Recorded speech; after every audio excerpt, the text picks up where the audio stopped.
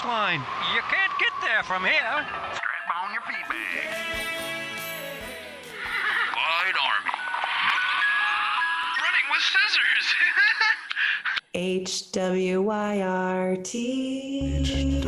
HWYRT. How come you're not running right now? No, seriously, grab some headphones and go for a run while you listen. Come on, Bray. And now, without further ado, here are Bryan and Peter.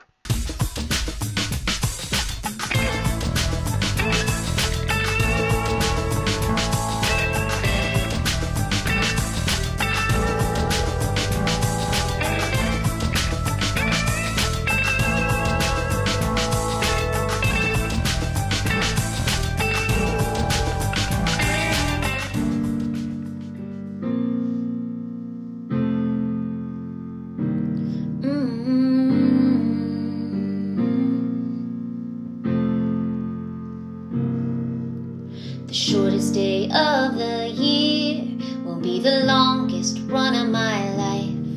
May end up crying some tears. I really just hope I survive. Gonna put one foot in front of the other. Who knows what I'll discover on my soul searching solstice run. December 21st is really gonna hurt. My soul searching solstice run. I'm hoping that it's worth it, becoming malnourished. Pounding that pavement, looping 5K. I really hope that I don't dehydrate on my soul searching solstice run. I'll tell you all about it when I get done.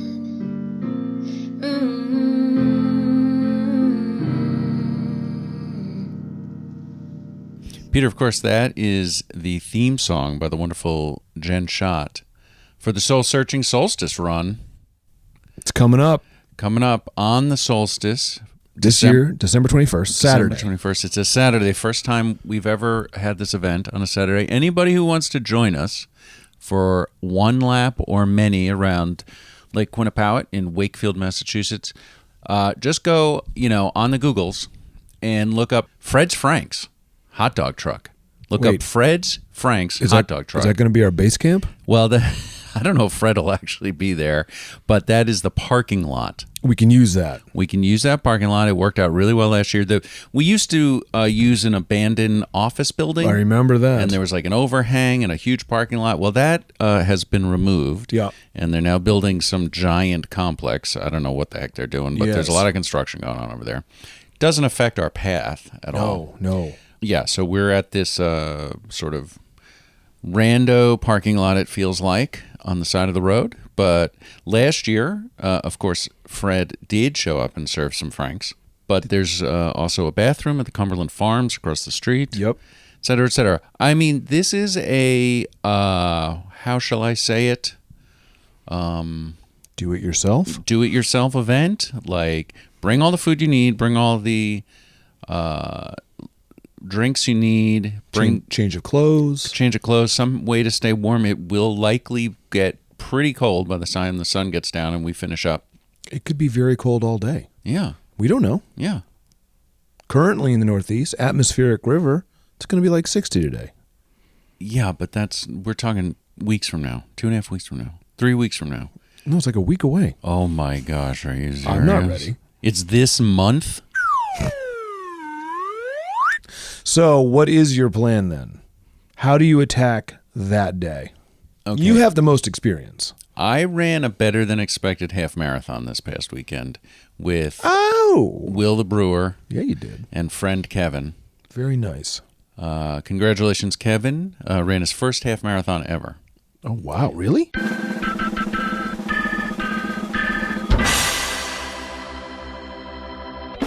Yeah, and we ran to a place called Lost Shoe Brewing in Marlborough, Massachusetts. That's so fun. Yeah, it was fun. Another gorgeous day. It was probably high 40s, very sunny. A few more hills than I would have liked, but it was fine. Thanks, Will. I believe Will is building a series out of this. Oh. From his driveway, run a half marathon to a brewery. And he was working on the 4 compass points, north, south, east, and west. So potentially And we'll have to have Will on to talk about this. But 100%. potentially 2025 will be a half marathon to a brewery series being offered. That is very exciting. Just think about that. Get your half marathon shoes on. All right. So there's that. So I felt good about that. What am I doing? What's my plan? My plan is to, at a reasonable pace, and by that I mean slow, jog as many loops as I can. Yeah. So whether that's 2 loops for around 6 miles, Yeah, sure. 4 loops for around 12, Yeah. hopefully 5 or 6 loops, Yeah. and then sometime around 12, 1 o'clock, see where I'm at and say, can I still run or not? Right. But if loop 3 is tough, if it could be very cold. Could be very cold. It could be raining. There could be ice on the ground. We've had every kind You of just condition. don't know. Any of those could change it. I could be having so much fun talking with people Oh my gosh, yeah. that Eating I hot don't dogs. I don't even run. Right. But that's the plan. We were talking with a friend of the show, Lauren Madden, last night, and I said to Lauren, each year people have come sort of with their own plan. It is the Soul Searching Solstice Run. It's not to search other people's Well, souls. that's right. It's to search our own. And, it's a long day. And so people pick their pace. And so sometimes that pace aligns with others, and sometimes it just totally does not. And especially after the first few laps, you might be kind of locked in. Could be. And you may see others, and you may not. That's right. So that's my plan. I hope I hit 31 miles for 50K. Wow. Who knows? It's not. That's sort of a sub goal. First goal. Gotcha. Really enjoy the day. Yep. And get out with no injuries. Peter, what is your approach for the 21st? Oh, well, thanks for asking, Brian. Look, it's just a pleasure to be out there for 9 hours and 4 minutes of that long? the shortest daylight we What? have in the calendar. I do hope the weather is hospitable. Does not have to be perfect, but it's nice not to get soppy wet or blown away with the wind. We'll see. But if I really were to think about it, I'm going to hit the ground at sunrise walking, and I'm going to keep walking. I'm going to walk that sucker until about, I'm going to guess 3:20, 3:30. That's a very specific time, but okay. And then I'm going to kick it into gear and do a loop running to end it just before the sun goes down. Okay. Yep. So I'm going to keep it all back. I'm going to hold it all back. I'm going to treat the first 8.5 hours of the 9 hour, 4 minutes of daylight like the first mile of the Boston Marathon. So that's your warm up. I'm just going to hold it back. I'm going to hold it back. Hopkinton, hold back. Yeah.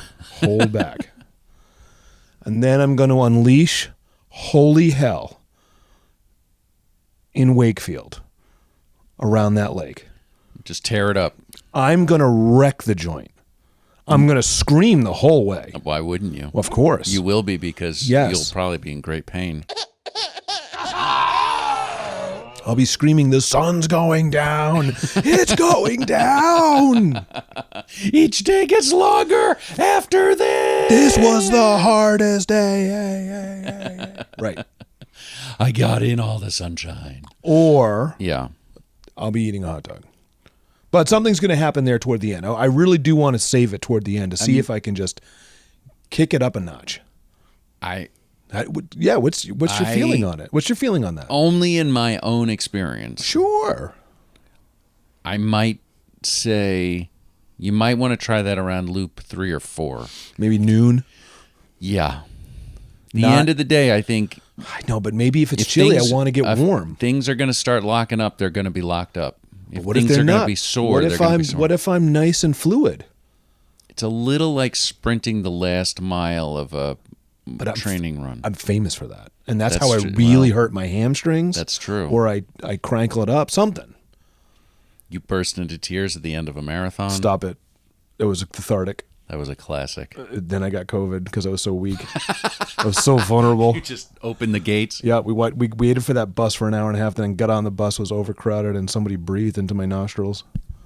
I know who it was. He was standing right next to us. I know. He gave us the COVID right then. Bus- You didn't get it. That bus was so full. And then we spent 5.5 hours in the car together with the windows closed, and You still didn't get it because you're invulnerable, nigh vulnerable. Well, I have had COVID. So I went back to the stats. I haven't. Amy Mann gave me COVID. Singer, songwriter Amy Mann gave me COVID. I was thinking about Soul Searching Solstice. I'm not joking. I know she did. She sang right into your face. You went to a concert and you got sick. So you have a better COVID story, origin story. I have famous COVID. Very talented COVID. I have talented COVID. So I was thinking about the Soul Searching Solstice Run, and I went back to the stats, and it seems like I've done it almost as many times as you have. Not true at all. I've only done it once. Yeah, I thought you'd been there like all but once. I think 2021. The first one. No, No, the first 20 one was is 2020. you. Yeah. You didn't do that. That was just me and Saul. I thought you were nuts. 21 did it, 9 hours, 4 minutes, 27 plus miles. I did like 9 loops. Great. I don't know what happened in 22. But was that the one where you reversed direction a few times? Every other one, yeah. That's how I remember you coming every year. Like that. Oh, and because doing it that. seems like, there he's going There's the wrong Peter, way. he's going the other way. He decided to go that way this year. You've only been there once. That's Yeah, amazing. because 22 yeah. was after MDI, but I got sick with COVID. Oh, that's And I right, of never course. really, and plus my legs started kinking up. Because right after Soul Searching Solstice Run, we went to St. Croix. Right? And then 23 was last year, Right. and I just didn't have it. I was like, No, no, you did I don't not. want to do this anymore. I'm all right. So It's here fun- we are. We're back. You know, it's funny you say that. Oh, why is that? Because there, I really was. I mean, I do love this event, but Sure. it's yet another event between Thanksgiving and Christmas holidays. And there's only so many weekends. I don't know There's if you a know lot that. of things to between be those two. doing. And I thought, maybe this year, and then my friend from NP Rogue Hills, Nina, Oh, sure. started talking about how much she enjoyed last year's solstice run. Sure. Oh, yeah. And was really getting psyched for this year's Soul Searching Solstice Run. Yes. And it was at that moment, I don't know when that was, maybe June, that I thought, well, I guess we're doing it again. I guess we'll do one I more. only need one person to be enthused about an activity. It's and never I'm- me. I'm ready to do it. It's never me. That's why you do this podcast with me. Because I don't come at you with like, we should do this thing. I never do that. I don't force you into anything. Well, that's not at all true. I guess. Back in the day when we were doing the Thursday night listening club and we were every week, that was all you. Go, Brian. We got to deliver a show. Man, the I've loosened up. pressure was intense. I got to start walking the solstice now to catch up. Brian, I'm down at the library at the studio. When are you showing up? We're rolling tape, Brian. Get down here. We're paying by the foot of tape. Come on, break. Brian, last week we had a long chat with Emily Saul, the great Emily Saul, and I believe a lot of listeners enjoyed it, including Marathon George. Did he send us something? Yeah, Marathon George had some words of encouragement for listener Jennifer who called in. So let's roll into George's words of encouragement. And then we got a follow-up from Jennifer about her actual condition and how she's doing. Oh, that's great. Let's hear it. Who's that? Well, that's George Woodward right there. Marathon George. Go catch that sheep. Hey, Bryan and Peter, it's Marathon George. Thanks very much for the kind words last episode. You guys are really too nice to me. I appreciate it. But I'm really calling about Jennifer. Gosh, her story brought a tear to my eye.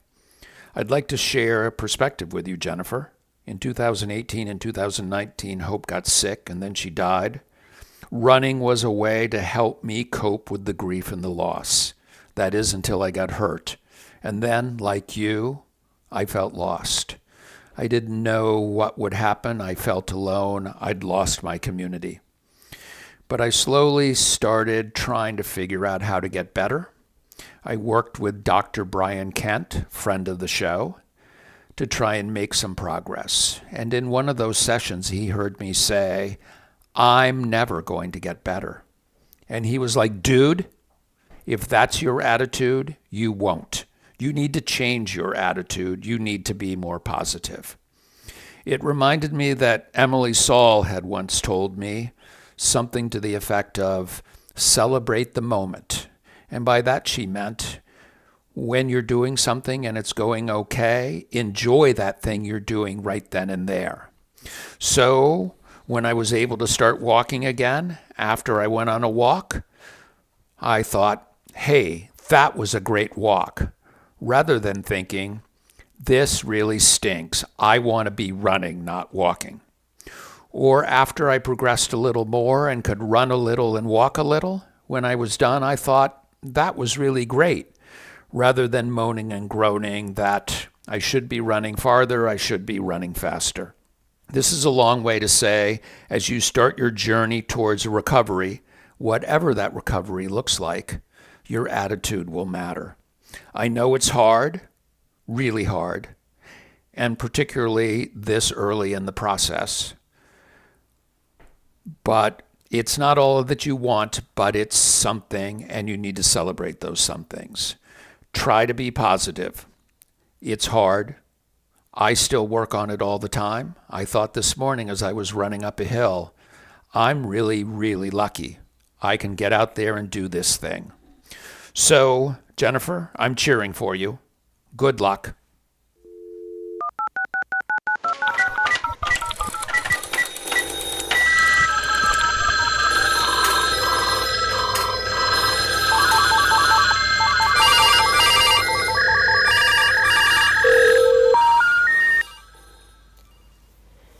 Hey guys, it's Jennifer, obviously. I'm a little happier than the last time I reached out to you all. I just wanted to say thank you so much. I'm so grateful on this week of Thanksgiving for the time, energy, and thoughtfulness of the three of you taking the time to respond to what was at the time of that call.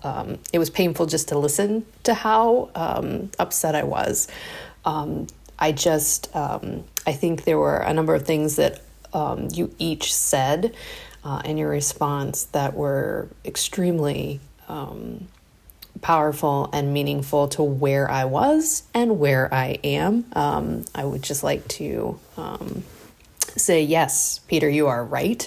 The doctor was not necessarily runner-oriented, and so that certainly was problematic, particularly when I told him on the follow-up from the MRI, which has no stress fractures, just common shin splints, thank you very much, that I had left his office in a very dark place because he had basically told me I could not run anymore, and he didn't seem terribly disturbed by that, but did say I start PT tomorrow. And I should be able to run again. So that has not been taken entirely away from me.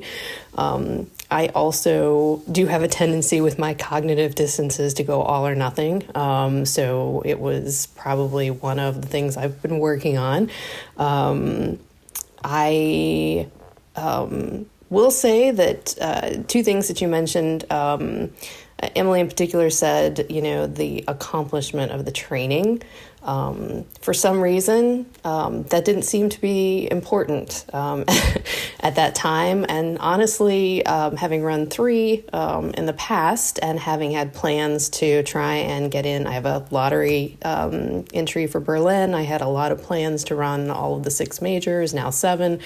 So the idea that I had trained, but without that completion, it really didn't seem meaningful. And in retrospect now, with some guidance from my running expert friends, I recognize that 17 weeks of training for a marathon, no small feat, and I need to learn how to celebrate.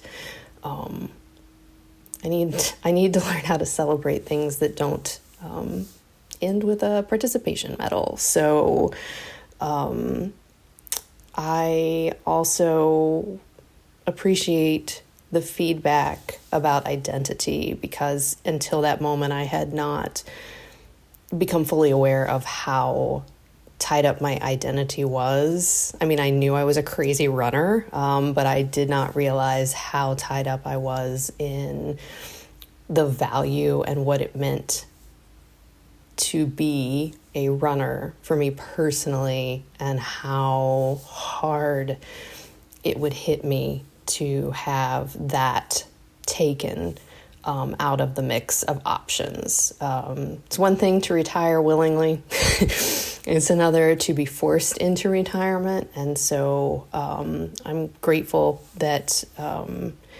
that's not in the cards right now. But I will have to look forward to how, my body needs to be handled to continue running for as long as possible. And I also learned that I kind of really enjoy boxing 3 times a week instead of running 4 days a week. So we'll see what the future holds, but I am just so grateful and so thankful that you all took the time to validate what I felt, but also give me some directions and some little pieces of hope.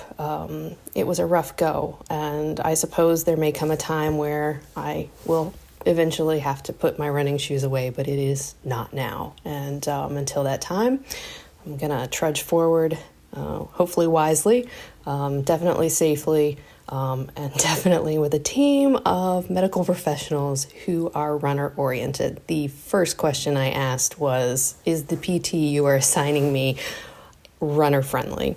So we'll see how that goes, but things are looking more positive, and I just wanted to say thank you so much for all of the time that you spent with me. Emily rocks, Peter rocks, Bryan rocks, you all rock. Thank you so much, and I hope you have a great Thanksgiving. I'm definitely thankful for the 3 of you. Take care.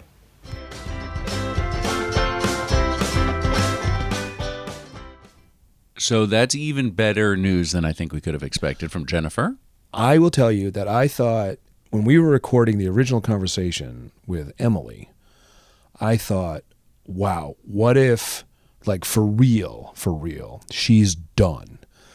And yes, it's really nice that we're offering advice and words of thoughts and all sorts of, like, meditations on this thing.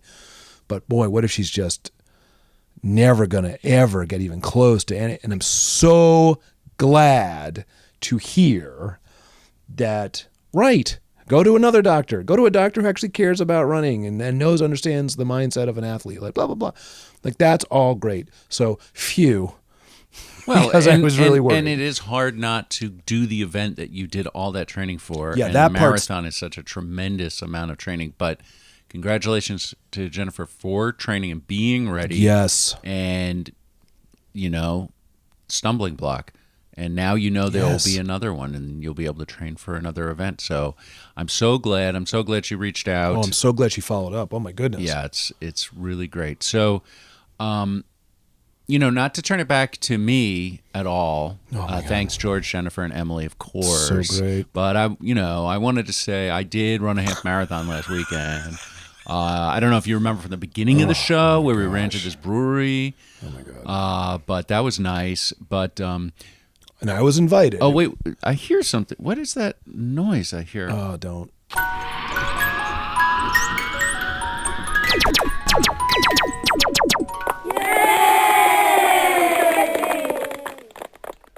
Yeah, Peter, so you went to a toy show? Well, yeah, I couldn't attend because I was getting ready, because the next day I did a giant toy show, annual holiday toy show out in Dedham. When you're talking giant, you're talking like you were at the Meadowlands? Yep, it's a stadium show. There's monster trucks. It's giant. Kiss performs. Flames everywhere. Yep. Peter Frampton opened. George Thorogood. Yep. No, it's it's been going on for 40 years in Dedham. Usually takes place at the Holiday Inn there, and it's just a very well-known vintage and antique toy show. So you really can your find... Star Wars toys are like modern. Well, now at 40 plus almost 50 years old, they're considered true vintage. When you scratch 100 years, now you're actually antique. So there really was stuff. There's stuff there at this particular, vendors bring stuff from the 1890s and on up. So there's really old toys there, like super old. So you're talking like horse-drawn fire trucks. I'm talking like pressed tin. Yeah. I'm talking lead soldiers. I'm talking... Don't lick those. No, don't. They taste like candy. Die-cast cars, old trains. Yeah. All the way up through modern era toys. Right. They don't really...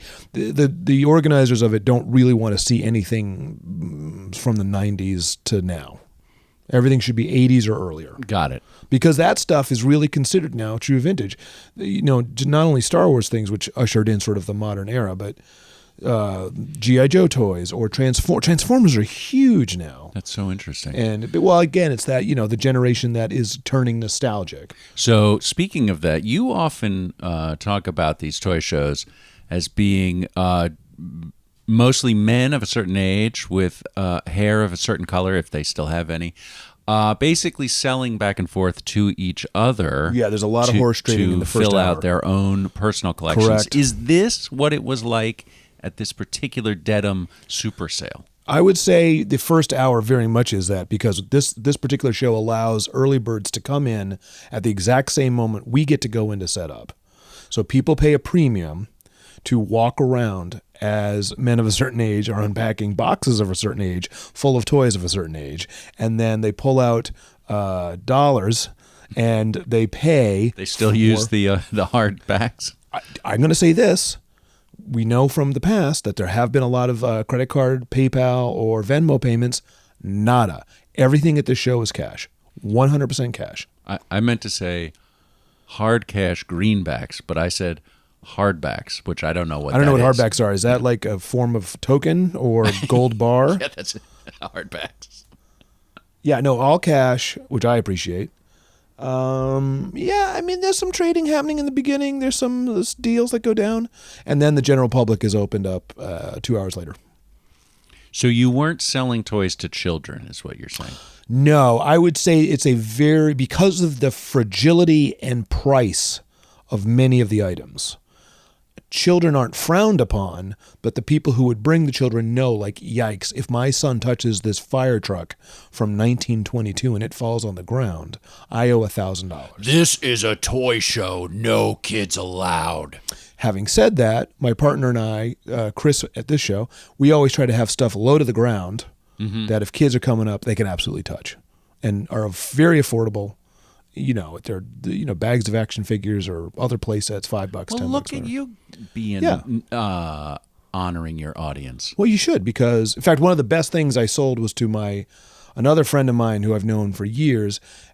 He bought for his son a play set called Pork Chop Hill, based on the famous battle from World War II. And it comes with 1,000 plastic soldiers for the two sides and little plastic jeeps and tanks and a plastic vinyl playmat and like mountains and a bridge. And like you build this thing. It's $20. It's from 1981. And I got a video later on the day of the kid setting it all up underneath the Christmas tree and playing his heart out. I think the kid is 6, maybe 7. Maybe 8, because years go by. All of a sudden, I'm very old. I'm a man of a certain age. I'm going to ask you a question. What item were you the most excited to sell that day that did sell? Of the things that you sold, what were you the most excited to trade for that sweet, sweet cash? I don't think I was excited to get money for it per se, but I think it was that set because it went to a child. That's always cool. Yeah, that's great. But then there was another thing that was very tall. It's what was called a Build-A-Figure Marvel Sentinel. It's from the X-Men line. And it just is $100 or it's $120 or it's like, it just has been expensive and will continue to be expensive. And I sold it to another dealer friend of mine who was dying for it, and he's going to keep it. And it was very cool to take his $100 because it's just too big. I can't have it anymore. I've moved. I need less things filling up the space. Got it. and now it's his problem. But if I ever wanted it back, I could just go spend $100 and get this thing back. It just sort of is it's like a standard of currency. Like this thing is what it is. And I love that I've owned it for like 10 years, and then I just decided to let it go and sort of trade it in like a voucher. I also sold him a secondary thing. He was out of cash. So I know I'll see him at a spring show, and now I just have $40 credit at his table. So what you're saying is it still is just men of a certain age trading back and forth toys of a certain age to fill out each other's collections. Well, yeah, like when you go to a race, it's just people of a certain age and athletic ability strapping on shoes, and you see the same characters at every race. It's the same thing. Point taken. Speaking of the same old thing, yeah. After we had our discussion about Jennifer's injury with the great Emily Saul of eSaulMovement.com. Movement. Emily Saul of Esau Movement.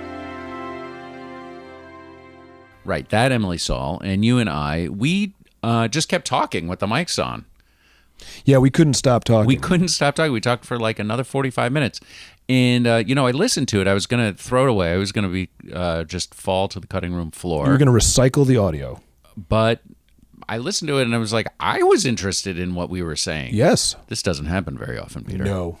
And so I think we should just share it with our audience as a little extra. Well, it is a giving season. Why not give a little extra? And a reminder to people to come on out before we say hello to Emily again, to come on out to Wakefield and visit Fred's hot dog truck, Fred's Frank's parking lot. That's just where we're setting up. Right. That's Saturday, December 21st. That is the solstice. Yeah. Be there by 7 a.m. at the latest. If you want to start. Otherwise, or come anytime. We'll be out there till 4. Bring everything you need for a full long day effort, including please bring a change of clothes and a warm jacket. We hope to see you. Meanwhile, please enjoy this bonus track.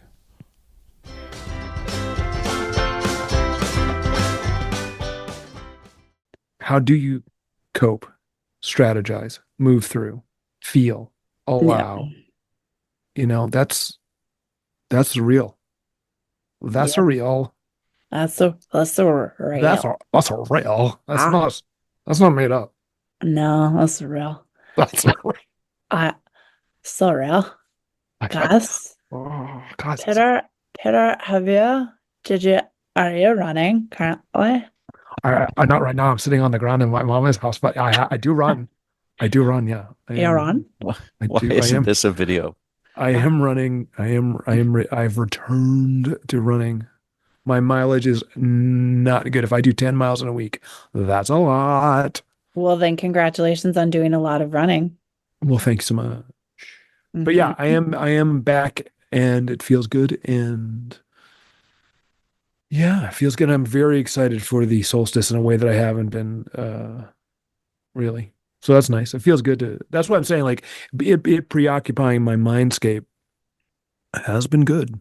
Right. And so it's preoccupying your mindscape in like excited anticipatory way, not like a oh shit kind of way. No, it's not a no shit kind of way. I don't think anything's a no shit kind of way anymore. I just don't. No, I don't. I just I don't, because I would have told you I wouldn't be able to do anything about a year and a half ago. I was a bit like, no, I'm never coming back. Never coming back from this. This is over. Mm-hmm. I had my last one. I'm done. So I don't know. Plus, my buddy Dave running his marathon in Japan, that was really interesting because I didn't think he was going to do anymore. Because he had gotten really hurt. And he does have chronic back issues and always has since he was a teen and all sorts of stuff. And you can put the hammer down if you want. You can put the hammer down. And no joke about George. Like, you look at that and you say, does that mean I could actually keep doing this for 20 more years? Yeah, you probably could. You could probably do it for 30. Yep. And I speak to Goff, and Goff's plan is to be the oldest guy in the marathon. Yeah. Like he wants that in the same way that at 60, I take off my shirt and run every run shirtless. Starting at 60, which is coming up, but like I have like 6 years before that happens. He wants to be 1,000 years old. He wants to be in a Methuselah costume running the Boston Marathon. And I think that's wonderful. I think these are good goals. I like it. I like it. I've always said, like one of my like physical uh standards, like personal, just like baseline. This is like I want to be 60 and able to do pull-ups, like body weight pull-ups. Well, you'll definitely be able to do that. Right. I just have to maintain that. Yeah, you got to keep doing it. You just gotta keep doing it. I got to keep doing the things in Right. order to still be able to do that when Right. I'm 60. Yeah, it's easy to say, well, if you just keep doing what you're doing, you'll be able to do it. And then I wake up every morning, I'm like, oh, am I going to do anything physical today? Yeah. Your beard is still brown though, dude. Yeah, but the rest of me is not. I'm younger than you. The rest of me is Oh, wait, like no, I'm not. Am I older than you? 900 years old. You're older than me by I'm 2 months. a month and a week. Month and a week. Yeah. A month and a week. A month and a week. I got a book recommendation for both of you. Well, you can start with a podcast listen.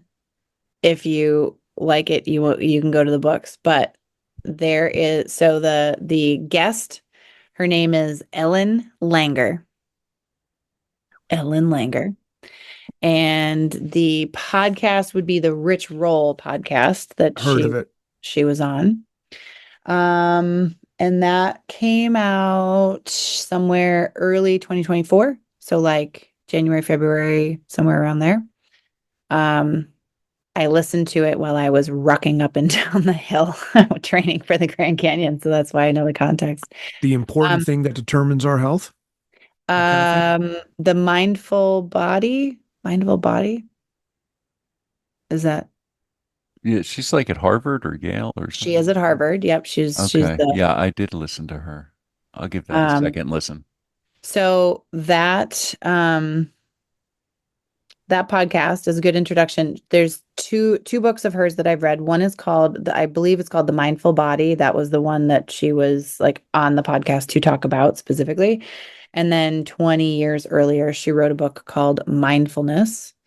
And there's strong parallels between them because her foundation of mindfulness leads into the mindful body. I find it very helpful to think about. She presents mindfulness not as like here's the Buddhist like Zen like mindful practice meditation type of mindfulness. She's describing a mindfulness which is like have your mind on, like be thoughtful, be like let not the world just sort of come at you in a default manner and process it in a default way, but like be mindful.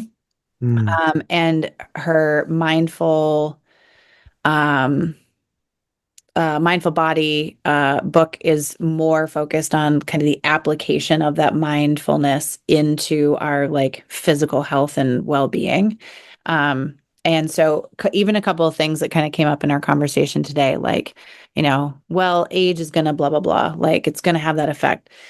There, to some extent that's true, but also to a large extent that's not true unless we believe that to be true. And so it's pretty interesting. I mean, and like the whole concept of George, like I think George is just like he just like decides that he's not old enough to not be able to do it. So he does, Well, he's definitely not too old to do it. There's no such thing, really. I mean, not really. Well, that's right. But how many people go, like I'm too old for that? And just decide it. It's not that their bodies actually can't do it. It's like people decide how many times. So as a woman, like I've been told that like you're not attractive after you're 30 or after you're 35. Like I literally believed, I was like, I'm starting to 100% buy into the idea that as a woman, you expire at age 35 because no one fucking wants you after you're 35.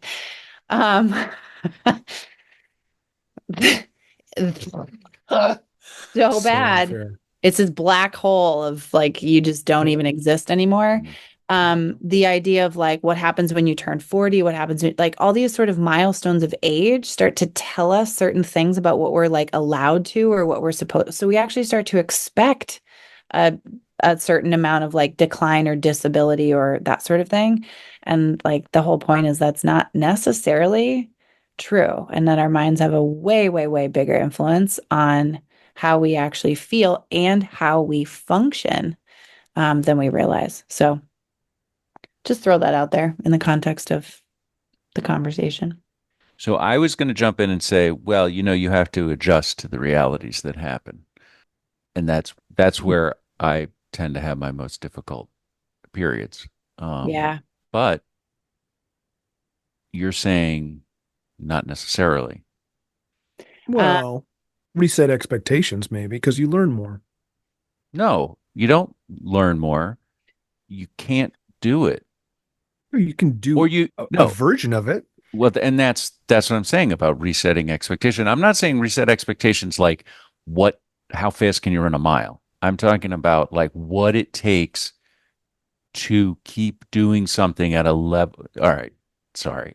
This has been me for the last year. Yeah. How do you keep doing something at a level that you're satisfied with yourself? That's really hard because when things are really hard and they don't get easier, they keep being hard. It's like, can you catch a break sometimes? Maybe not. I don't know. And that's sort of the expectation. And then, so then maybe you decide, well, you're just going to do a lot of hiking. Yeah. And that's good. And then you're like, but I kind of really like distance running. Yeah. Like, well, every time you go into that, it doesn't work out right. So what's missing? Maybe I need to start a cocaine habit. I don't know. Something. But are you really talking about the thing, or are you talking about something underneath that? No, the thing is the feeling. The feeling of whatever. My body is capable of what I want it to do. Now, yes. So the adjustment is, what is that thing to do?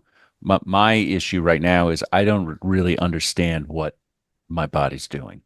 It's just not reacting to stimulus the way it used to. It's not getting stronger. So of course there's nutrition things, there's adjustments to make, and it's just like, how many variables are there to keep tweaking to figure out how to use this dumb body I have to make it all the variables. His meat sack? To make me feel like I'm doing something that makes me feel good. Gravity and rust want you. I know. They do. They just do. Bryan, do you think that at any point in your life, do you think that it actually ever was easy? No. I mean, to get anything you want is not easy. Yeah. That's not really what I'm saying. What I'm saying is, I don't know what I'm saying. When I was 6, and I'm not pushing back. Like I don't think you were implying that it like was easy. What I'm pointing out is that the frustration right now is like it just feels so hard to do all of the things. Right. And I'm saying if you look back, it never has been not hard. Correct. Yeah, we have 8 years of a show that prove that. Yeah. When I was 16, I was lulled into believing I had to do cross country because I tried to get another kid to do theater. I've done that story. And I ran cross country for 2 years. The second year was all because I just wanted to keep running. I was not a good runner. When I turned 44, I ran so much better than I did when I was 16 and 17. That's just true. I ran stronger. I ran faster. I ran smarter. I can run smarter now. I just can't run faster. That's a real change that's happened in the last 10 years. Some of that's me, but some of that's my body and some of that's whatever. But okay, I already proved I got better. That's cool. Like, and I still have the desire to do it, and that's cool. And you still have the fire, and you still have the desire, and you still want to do it, and that's really cool. You just freaking went rim to rim, jerk face. Like, you're good. Get some perspective, dickwad. Every single time someone says rim to rim, I think they said something dirty. Every single time. And then when I say, I'm like, and I went rim to rim to rim, it's just. Don't ever say George and I went rim to rim. We never even shared a room. Oh my God, we did for 2 You nights. shared a room. We're going room to room. No, that happened in between. Bryan, do you remember, if you listened to that ritual podcast, do you remember her talking about, she calls it the counterclockwise study?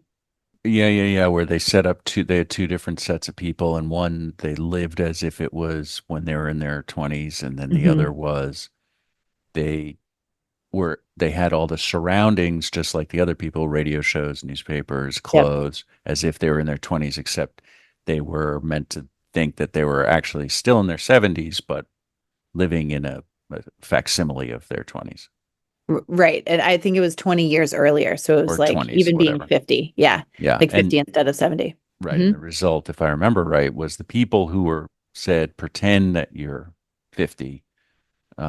There were measurable results in their physical and mental. There were measurable results in Right. their vision, their hearing, their mobility, their strength, like Right. everything. So it's things like that I always look at and I'm like, okay, so that's not necessarily going to be like, ta-da, poof, I made myself 50 and I'm going to like run, if I'm 70 and I'm going to run as fast as I did then and that sort of thing.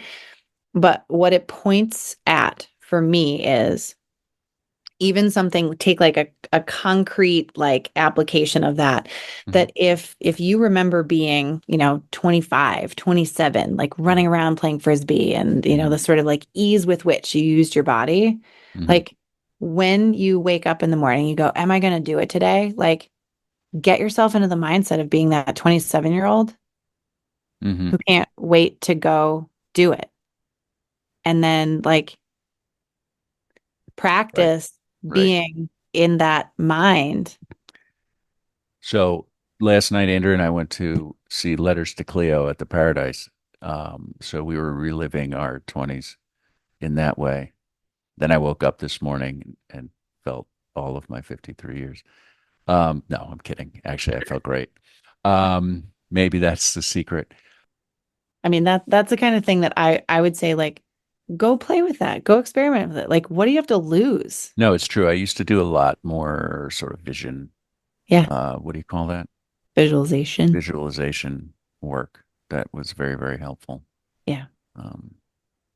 So maybe more of that. Also, when I ran cross country when I was 16, it hurt the next day. Yeah. Like it did. It did. And I couldn't run the next day. And like we weren't supposed to. We were supposed to take that. And then the next day, okay, you're back at it. Like it's always been like this. Yeah. We just don't remember. We remember this because we're experiencing this right now. Yep. Also, this is all a construct. I don't know if this is real. So it doesn't matter. We're just batteries. But they're proving more and more. The more you observe a thing, the more you're making it a change and real and thing. Like you are your universe. So figure it out. God damn it. We've been talking like this for 10 years. Figure it out. There is no figure. It's just constant. It's a circle. Get out of your Western philosophy, man. Get Eastern. Keep working on it. It's not this. It's always this. We're Yep. always going to come back to this. Yep. We're just going to come back to that's it. It's a flat circle. Flat circle. Yeah. Time is a flat circle. Flat circle.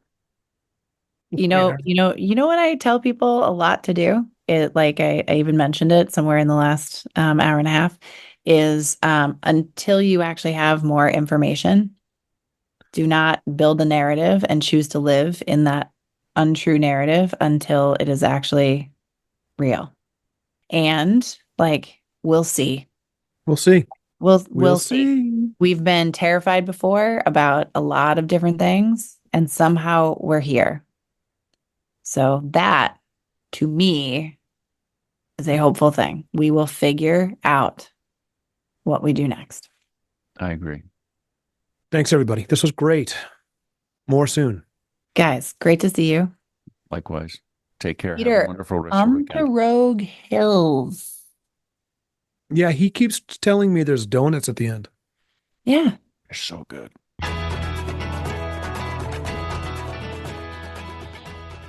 I think that does it. I like it. Peter, That's really good. Your point. Thanks, Peter. Thank you. Thanks, Bryan. Thanks, Emily. No, genuinely, thank you guys thanks for reviving the podcast. I know that the 2.5 people who are listening right now are really Generous. grateful. at it. We're getting paid a lot more money this time around. Mhm. No, you guys have such a heartfelt, wholehearted community of listeners, and I know that everybody who is listening is happy and grateful that you guys are back at it. I know I am. It feels like the world is there's a little more right in the world, a little more good in the world with you guys doing this. So thank you, and thanks for letting me join you. Well, that means a lot. Shoot, now we got to keep doing it. Yeah, this was going to be the last episode. Damn it.